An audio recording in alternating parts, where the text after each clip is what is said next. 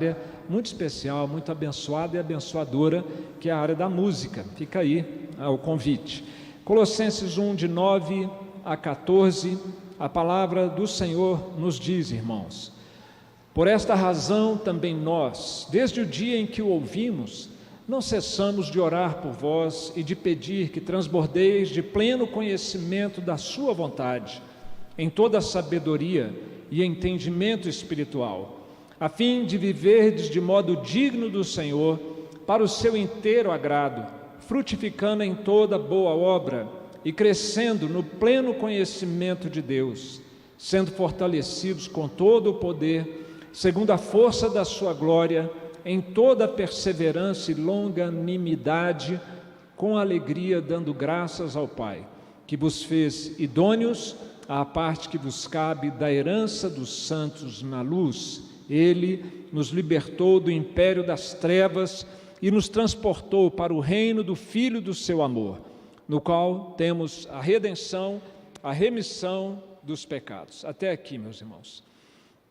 Pai querido, diante da sua palavra nós nos encontramos com uma boa expectativa no coração, aquela expectativa que temos sempre que temos o teu livro santo nas nossas mãos ou diante de nós, que é a expectativa de ouvir a voz do Senhor, de sermos tocados pela tua palavra, pela ação do Espírito Santo do Senhor, de modo que alguma coisa na nossa vida seja modificada dentro do teu plano e do teu propósito para cada um de nós. Fala conosco, é a nossa oração, dependente, em nome de Jesus. Amém. Meus queridos, a vida não é fácil, não é verdade? Todos nós aqui enfrentamos dificuldades, provações, problemas na nossa caminhada. E a Bíblia, a palavra de Deus, com muita sabedoria, sabedoria do céu, nos diz qual é a causa disso, qual é a origem dessas problemáticas que, vezes por outra, nós enfrentamos, enfermidades, problemas de relacionamento. Hoje, na nossa classe de aconselhamento bíblico, nós tocamos neste assunto com os alunos, que basicamente a origem de todo o nosso sofrimento é o pecado, seja o pecado pessoal, seja o pecado de terceiros que nos afetam, e muitas vezes nós reagimos pecaminosamente também, mesmo que nós não tenhamos iniciado, o problema, e na pior das hipóteses, é o fato de nós vivermos num mundo onde o pecado original afetou toda a humanidade, todos nós sofremos, mesmo que não tenhamos feito nada para que aquilo venha a acontecer na nossa vida. O fato de vivermos num mundo caído, amaldiçoado por Deus, nós estamos sujeitos a problemas. C.S. Lewis, num livro que ele escreveu sobre o problema do sofrimento, ele entendia que a maioria dos nossos problemas tem a ver com o pecado pessoal, coisas que nós mesmos criamos para nós, dificuldades, mas não descartava também essa possibilidade dessas duas outras fontes, de pecado e de sofrimento. É isso que a Bíblia diz que é a razão dos nossos problemas e sofrimentos nessa vida. Mas a Bíblia também, felizmente, nos mostra também qual é o remédio para essa situação. Não há apenas uma má notícia, há também uma boa notícia, uma boa nova, esperançosa para os pecadores como nós, desde que nos arrependamos dos nossos pecados e coloquemos a nossa confiança em Jesus. Hoje à noite nós vamos ver nessa passagem bíblica como que os colossenses lidaram com esta situação, de terem desafios na vida, de terem expectativas da parte de Deus em relação a eles, e eles vivendo uma sociedade pagã, anticristã, tendo seus próprios pecados interiores para tratar e administrar, como que eles lidaram com essa situação. O texto bíblico começa, meus irmãos, com o apóstolo Paulo dizendo, no verso 9, por esta razão também nós, desde o dia em que o ouvimos, não cessamos de orar por vós. Paulo, ele já havia, na verdade é uma continuação da oração dele, que começou no verso de número 3, damos sempre graças a Deus, Pai de nosso Senhor Jesus Cristo, quando oramos por vós. Ele começa a sua carta, depois da saudação, dizendo o teor das suas orações em favor daquela igreja. Num primeiro momento, ele agradece a Deus pelo que Deus havia feito com aqueles antigos pagãos colossenses. Aqueles homens e mulheres que não conheciam a Deus, que viviam como viviam todos os demais ali, mas eles foram alcançados pelo Evangelho. Paulo diz isso. E quando o Evangelho alcançou aquela turma, eles passaram a ter uma experiência que é a minha, que é a sua, uma experiência maravilhosa, que tem a ver com as 3 virtudes do cristianismo. Eles conheceram o que é a fé, o que é o amor e o que é a esperança que nós temos em Cristo.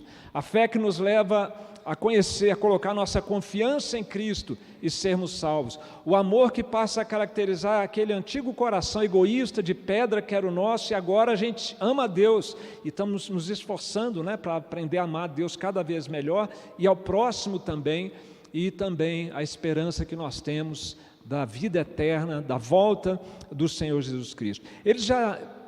Paulo tinha observado que eles estavam indo bem nesta experiência da fé, do amor e da esperança. Agora, essa segunda parte da oração, ele vai orar pelo crescimento espiritual na vida dos crentes. Ele vai pedir a Deus, ele vai interceder a Deus pelo desenvolvimento espiritual. Você sabe que os cristãos, no primeiro momento, eles não foram chamados de cristãos. Esse foi um apelido que chegou depois. A primeira designação que foi dada à igreja de Jesus, lá nos primórdios da igreja primitiva, foi os do caminho. Porque a vida cristã é isso, é um caminho, é uma caminhada, não é um estacionamento, onde você chega, aceita Cristo, pronto, agora eu vou ficar aqui esperando para ver o que vai acontecer. A vida cristã também não é um museu, e tem crente que encara a vida como se fosse um museu, porque ele vive das memórias do passado, das lembranças de como era a vida cristã dele na época em que ele se converteu, na sua juventude, mas ele ficou lá no passado, não está avançando, não está indo adiante. A vida cristã é uma caminhada, e nós esperamos, irmãos, que quem sabe nessa noite você possa se identificar com esses irmãos do passado, no texto bíblico inspirado pelo Espírito Santo, e que eu e você possamos absorver esta palavra que eles receberam e também os frutos dessa palavra que lá aconteceram e que aconteçam nas nossas vidas também. Nós só precisamos lembrar um pouquinho do contexto aqui de Colossenses. A gente sempre faz isso de uma maneira bem breve para situar a mensagem que nós trazemos a cada parágrafo. O apóstolo Paulo estava preso. Isso é importante, essa informação. Algo no texto aqui vai ter relação com isso. Em segundo lugar, eles estavam lidando com a heresia colossense. Você já memorizou qual é a heresia colossense? Você precisa memorizar, porque tem tudo a ver com a nossa vida hoje. A heresia colossense é a seguinte: Jesus não basta. Jesus não basta. Tudo bem crer em Jesus, mas só isso é simplismo. Você tem que ter mais coisa do que isso daí, ok? Super relevante para nós lidarmos com um texto bíblico que enfrentava uma situação, de uma igreja que enfrentava uma situação parecida com a dos nossos dias, onde as igrejas também estão sendo, de certo modo, absorvendo a cultura à nossa volta, que até deixa a gente crer em Cristo. Nós não estamos proibidos de estar aqui agora. Está aí o culto acontecendo, portas abertas, não tem polícia aí para perseguição, mas esta ideia está no ar. Jesus só não é suficiente. Para ter uma vida certa, uma vida plena diante de Deus, é preciso crer em Jesus, mas na época você precisava também de ter mais algumas coisas, fazer um caldeirão ali de cristianismo com judaísmo, com paganismo. Tinha todos aqueles rituais da religião judaica que os irmãos conhecem bem, dos sacrifícios, das festas e tudo mais, das ofertas, e também os mistérios do paganismo, aquela filosofia rebuscada, ocultista ali dos povos pagãos. William Hendrickson, professor de Novo Testamento nos Estados Unidos, ele disse uma coisa há mais de 40 anos, para vocês terem uma ideia de como isso ainda é relevante. Naquela ocasião, em Colossos, a fé em Cristo, apesar de boa até certo ponto, não era suficiente para fazer de nós pessoas plenas, porque Cristo não é um Salvador completo. Há 40 anos ele identificou isso no texto bíblico de Colossenses. E nós temos essa ligação ainda com esta mesma questão nos nossos dias. Para viver uma vida que agrada a Deus, ou uma vida plena nesse mundo, a gente precisa de recursos divinos e de recursos humanos. Só os recursos divinos não são suficientes. É para isso que essa carta foi escrita, para apresentar o antídoto a este veneno insidioso, sutil, que vai entrando e a gente vai absorvendo como se fosse uma lei, como se fosse uma verdade absoluta e inquestionável. O remédio apostólico, então, que a carta vai tratar, a carta de Colossos é uma carta altamente cristológica, ela exalta Cristo como talvez poucas cartas do Novo Testamento façam na mesma intensidade. E o remédio apostólico proposto aqui, ensinado por Paulo, iluminado ou inspirado pelo Espírito Santo, é que Jesus não se compara com ninguém ou com nenhuma filosofia humana. E esta supremacia de Jesus tem implicações muito práticas e diretas na vida de cada um de nós. O remédio apostólico é: Jesus basta, Jesus é suficiente. Esse tema que nós trouxemos para a igreja esse ano, portanto, não é nada original. É bíblico, é antigo, é uma preocupação dos mestres da igreja em todos os séculos. E por isso, meus irmãos, se nós temos o desafio de viver nossa vida agradando a Deus, todos nós vamos reconhecer que isso não é um desafio pequeno, que não é algo fácil de se fazer, é um desafio enorme nós sermos e fazermos o que Deus determina na sua lei. Vale muito a pena a gente procurar viver de acordo com a lei de Deus, porque aquele que vive em rebelião contra a palavra de Deus tem uma vida miserável. E o resultado de quem se coloca alinhado com a palavra de Deus é uma vida plena, é uma vida abundante, baseada na pessoa de Jesus Cristo e somente de Jesus.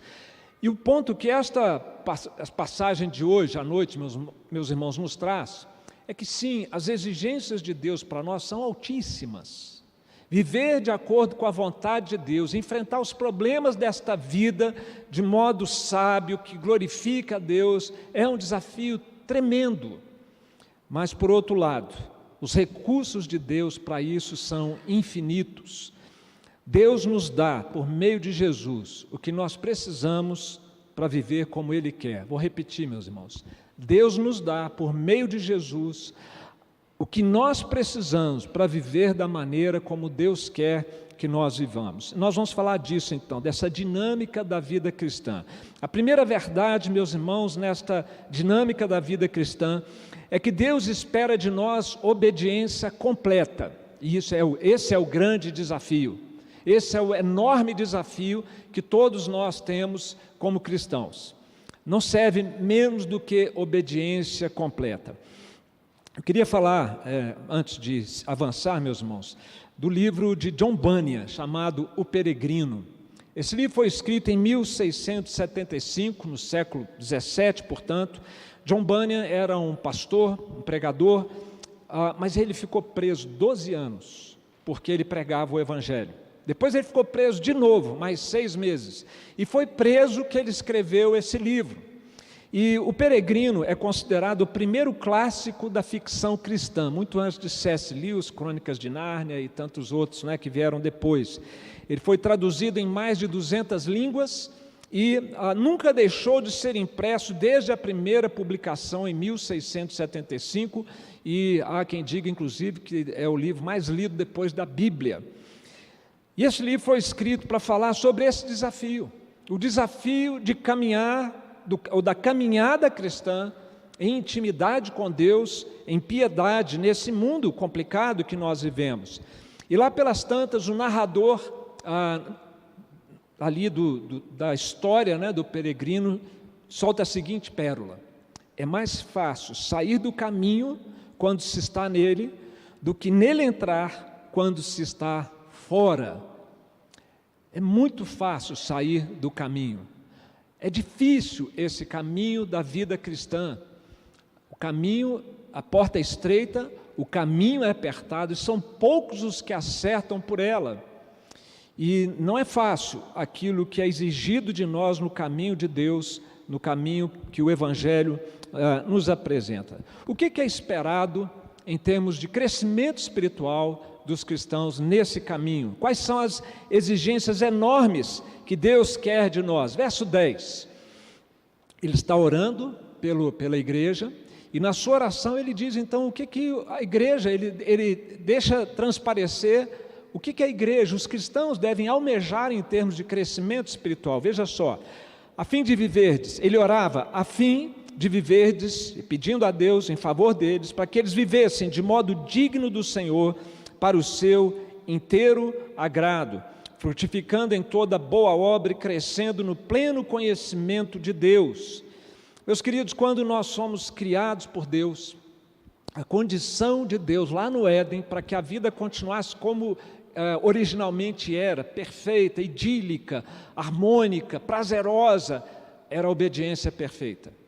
Deus fez um pacto com Adão e Eva. Na teologia reformada nós chamamos esse pacto de o pacto da criação. E nesse pacto da criação foi estabelecido o seguinte, de acordo com o nosso breve catecismo, pergunta 12, quando Deus criou o homem, fez com ele um pacto de vida, com a condição de perfeita obediência, proibindo-lhe comer da árvore da ciência do bem e do mal, sob a pena de morte. Deus condescendeu, esse é o termo que é usado nos símbolos de fé de Westminster. Deus condescendeu em nos criar e em se relacionar conosco. Ele que é o Deus majestoso, grandioso, Ele nos cria para um relacionamento pessoal. Mas esse relacionamento tem termos muito claros, muito bem definidos. Deus se compromete conosco de ser o nosso Deus, e nós fazemos o compromisso com Deus de sermos o seu povo e vivermos em obediência. E quando os nossos primeiros pais pecaram, Deus não abriu mão dessa sua exigência. Ele continuou requerendo do seu povo a obediência perfeita. Mais à frente eu vou fazer um complemento nessa minha declaração aqui.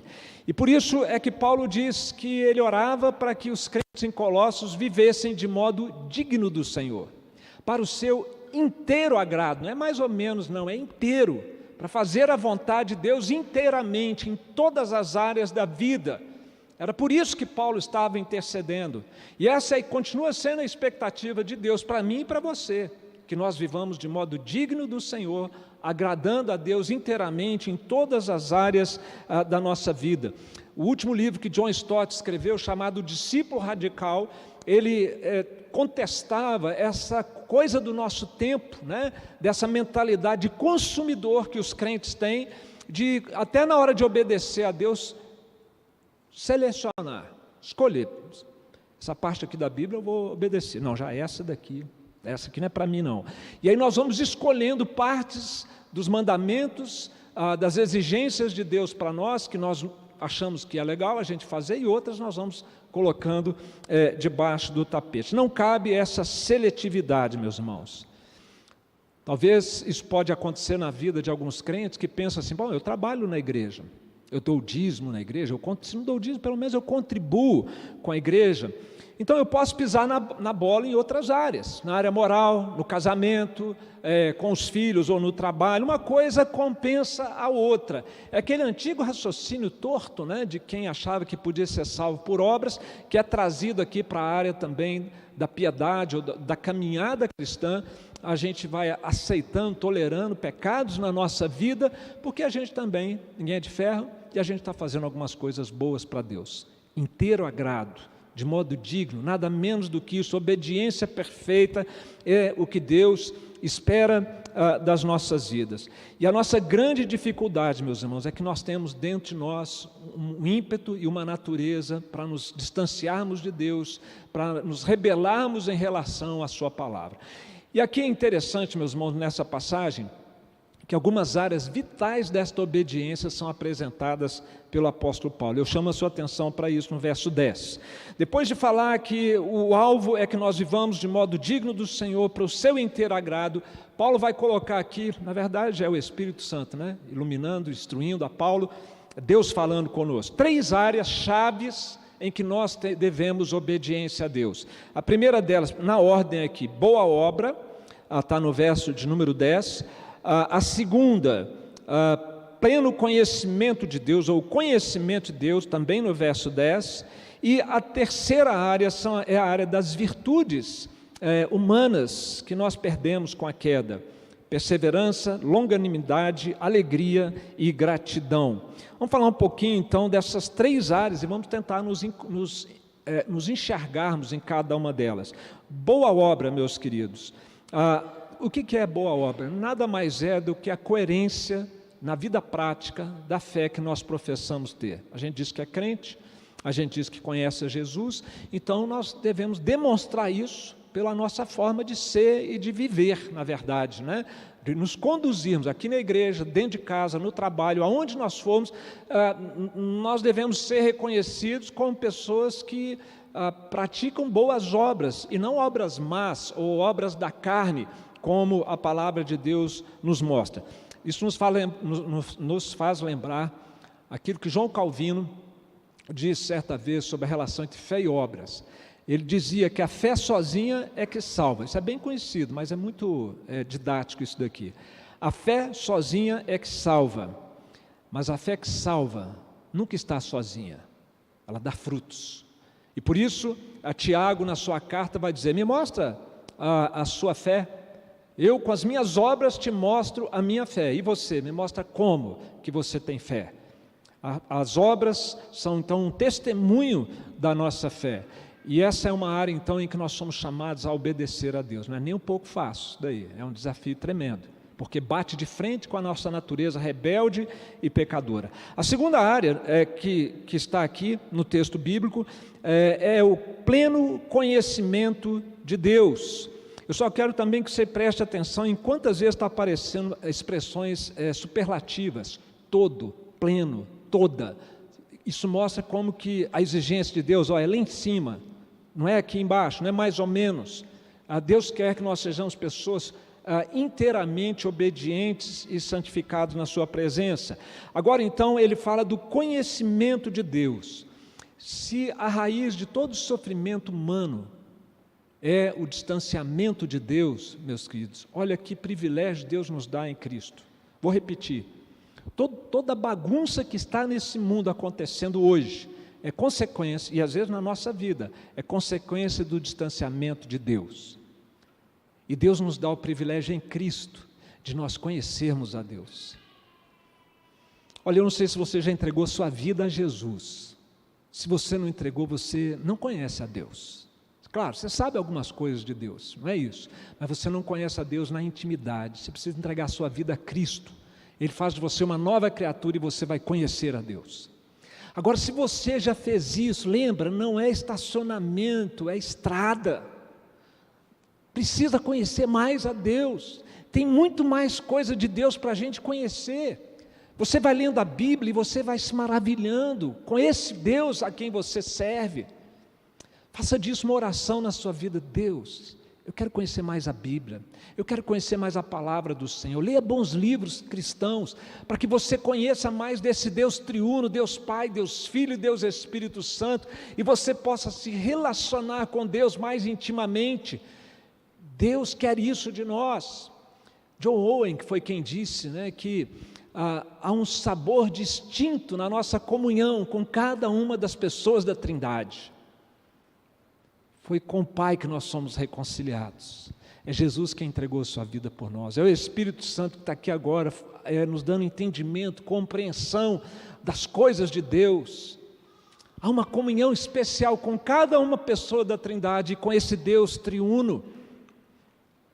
Clame a Deus por isso. Esta é uma área vital. Deus quer isso de nós, que nós o busquemos cada vez mais, meus queridos. E só vamos ter êxito nisso se for por meio de Jesus, porque Jesus falou que ninguém conhece o Pai se não for por meio do Filho, aquele a quem o Filho quiser revelar. E a outra área crítica aqui também, em que Deus quer de nós uma mudança, uma transformação, é lá no coração. São virtudes humanas que Adão tinha, a queda roubou isso de nós, e agora Cristo vem para restaurar isso na nossa vida. E o apóstolo Paulo podia ter feito aqui uma lista infinita de virtudes, mas ele menciona algumas, talvez relacionadas com o contexto ali da igreja de Colossos, com os desafios que eles viviam, e Paulo então destacou algumas mais relacionadas. Uma delas é a perseverança, no verso 11, sendo fortalecidos com todo o poder, segundo a força da sua glória, em toda, olha o toda aí de novo, não é mais ou menos, não é toda a perseverança. Perseverança aqui é você ficar firme na fé, aconteça o que acontecer. Paulo estava preso, gente, estava preso. E aqueles crentes podem ter olhado para Paulo preso e pensado assim: se Paulo foi preso, eu vou dar no pé, vou sair daqui, porque senão daqui a pouco sou eu. E Paulo está falando: olha, Deus quer que você persevere na sua fé, na sua caminhada com Ele, independente das circunstâncias, por mais adversas que sejam, seja a questão de saúde, financeira, relacionamento, perseguição, não importa, é para continuar firme. Isso é uma coisa lá do coração. Perseverança é uma atitude interior. Ele fala também de longanimidade. Longanimidade. Se a perseverança é a reação cristã diante de uma situação impossível, a longanimidade é a reação cristã diante de uma pessoa impossível. Você conhece alguns assim? Acho que todos nós somos assim, né? Pessoas impossíveis para alguém. Tem alguém que não tolera a gente, né? Se Jesus não foi tolerado por todos, não serei eu nem você que vamos ser, não é verdade? Então Paulo está falando que nós devemos ser clementes, misericordiosos. A longanimidade é aquela característica em que a pessoa ela demonstra lentidão em punir pecados. É o que Deus faz conosco. Deus é longânimo, por isso Cristo ainda não veio, para que os eleitos possam ser alcançados. Alegria, ele fala de alegria aqui também, que é outra atitude que é sobrenatural, a atitude de contentamento na vida, por ter encontrado o maior tesouro que é Jesus Cristo. Quem olha para Jesus dessa maneira, vai dizer como Samuel Rutherford disse séculos atrás: quem encontra Cristo nunca perde nada, ainda que perca. Jesus, o maior tesouro, o maior bem. A gente pode perder saúde, pode perder amigos, podemos perder emprego, promoção, um monte de coisa, mas se eu tenho Jesus, eu estou contente, eu sigo em frente. Essa é a alegria cristã. Não é aquela alegria que você nunca fica abatido, não é isso. Nós temos altos e baixos, mas a gente respira fundo e fala: eu tenho Jesus, vamos em frente. E ele fala de gratidão também, dando graças a Deus. É uma característica que deve existir no nosso coração, porque se nós recebemos, é porque não foi merecido, é uma dádiva, e se não foi merecido, é uma dádiva, nós devemos ser gratos a Deus. Em resumo, meus irmãos, Deus espera de nós obediência completa. Busquemos um relacionamento com Deus. Busquemos um amadurecimento do nosso caráter, para que as virtudes de Jesus sejam cada vez mais presentes em quem nós somos lá dentro do nosso coração. E busquemos, meus irmãos, na vida prática, demonstrar a nossa fé. Essas são obrigações do cristão. E nestas obrigações nós vamos nos desenvolvendo na vida cristã, nós vamos amadurecendo na vida cristã. Esse era o teor da oração de Paulo. Ele pedia a Deus para que esse crescimento espiritual fosse visto na vida daqueles crentes. Meus queridos, vamos então aprender com Paulo e vamos pedir a Deus por nós, por nossos familiares. Você tem algum familiar complicado, perdido na sua família? Então, está aí o exemplo de Paulo. Vamos para o Senhor. Abre o coração desse meu irmão, desse marido, dessa esposa, desse filho, desse parente, para que o Evangelho frutifique na vida dele, para que ele te conheça, para que ele tenha o seu coração transformado, sua conduta também transformada. Quem sabe você começou a sua vida cristã algum tempo atrás e hoje está frio. Essa pandemia aí pode ter feito um grande estrago na sua vida cristã. E você precisa então desse despertamento que Paulo pedia a Deus por aqueles irmãos. Quem sabe você, por causa dessa pandemia, está saudosista daquele tempo antes da pandemia, quando você era envolvido com as coisas de Deus, trabalhava na igreja, fazia sua devocional, mas de repente esfriou, apagou a chama. que nós possamos nos colocar diante de Deus para que haja esse despertamento espiritual nas nossas vidas, meus irmãos. Mas na continuidade, então, desse parágrafo, meus irmãos, há uma segunda e última verdade que eu quero refletir com os irmãos. Partindo desta verdade central de que Deus nos dá, por meio de Jesus, o que nós precisamos para vivermos do jeito que Deus quer. E nós já vimos aqui como Deus quer que nós vivamos. Agora vamos falar dos recursos que Deus nos dá. Esse texto é rico em nos apresentar os recursos. Vamos voltar à história do peregrino. Há um personagem central nessa história. Se você puder ler esse livro, leia, muito agradável a leitura. Ele chama Cristão. O nome dele é Cristão. Bastante criativo, né? O Cristão. Ele fica preso no caminho, ele está indo em direção, saiu na sua peregrinação em direção ao céu, à presença de Deus. Só que no meio do caminho ele se perde com um amigo e ele vai parar num castelo, o castelo da dúvida.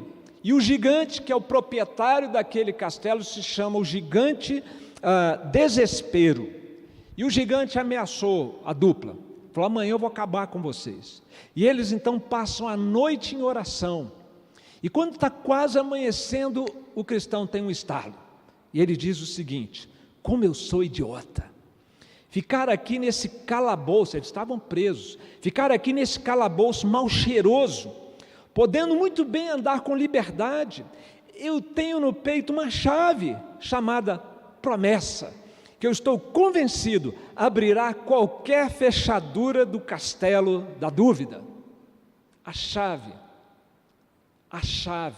para nós vivermos de acordo com a vontade de Deus são as promessas de Deus, são os recursos de Deus para nós. Se Deus exige de nós obediência completa, Deus também nos concede graça completa para que nós possamos viver de acordo com a sua vontade. O Senhor Jesus nos prometeu, meus irmãos, nos assistir na nossa peregrinação. Eis que estou convosco todos os dias, até o fim dos séculos, por maiores que sejam os desafios que nós tenhamos que enfrentar. Quantos recursos infinitos Deus nos dá. Se a gente pudesse colocar numa frase curtinha, nós diríamos: Deus dá o que Ele exige.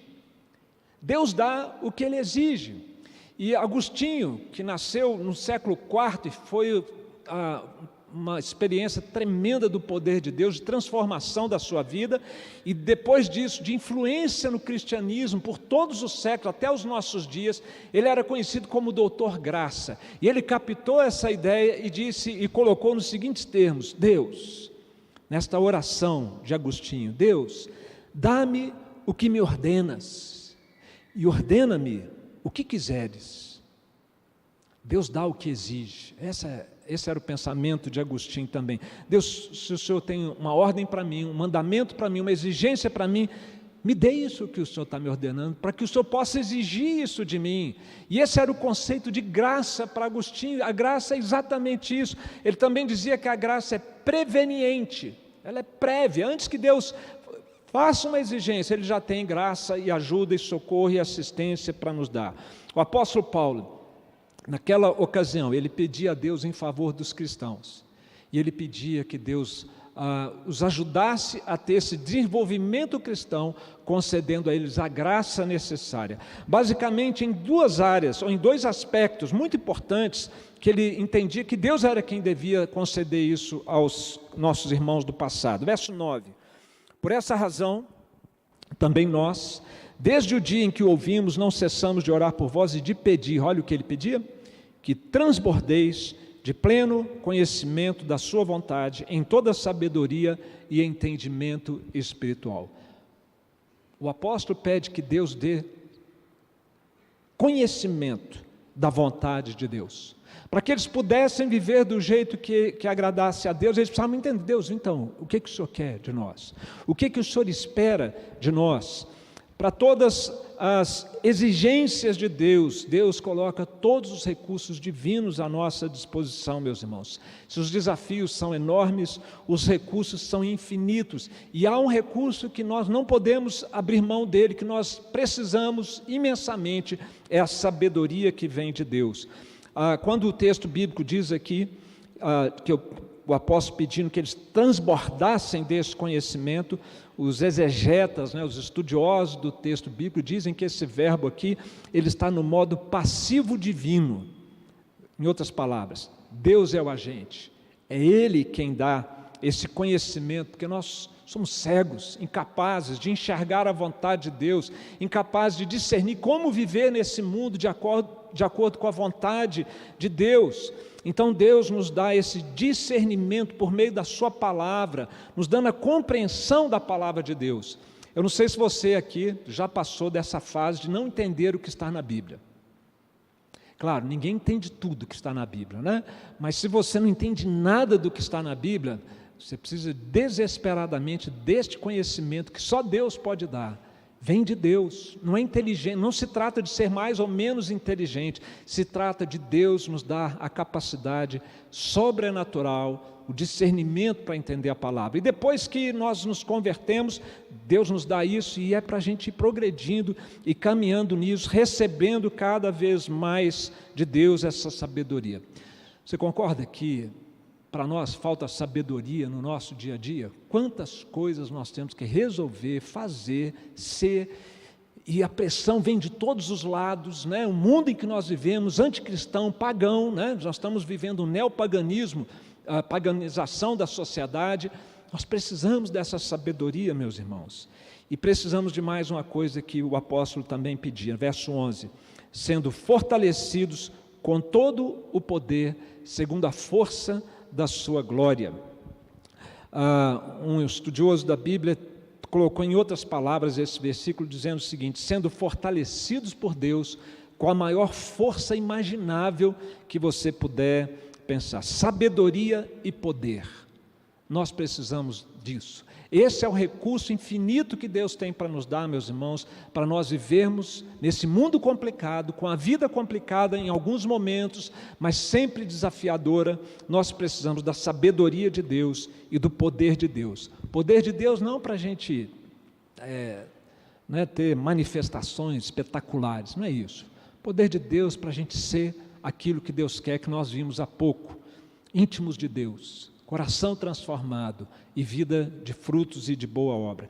E aonde que nós encontramos essa sabedoria, esse poder? Colossenses 2,3 nos diz assim: Cristo, em quem todos os tesouros da sabedoria e do conhecimento estão ocultos. É em Jesus que nós vamos encontrar essa sabedoria.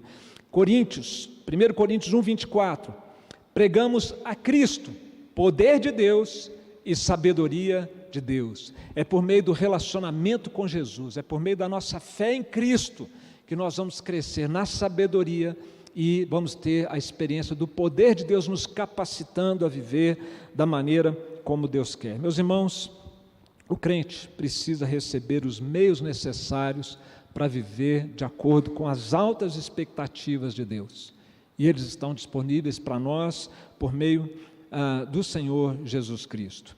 O texto vai terminar, meus irmãos, falando de algumas experiências que Deus já nos deu, se nós estamos em Cristo, que vem ainda mais manifestar essa graça de Deus. Ele vai falar da herança, agora nós somos filhos.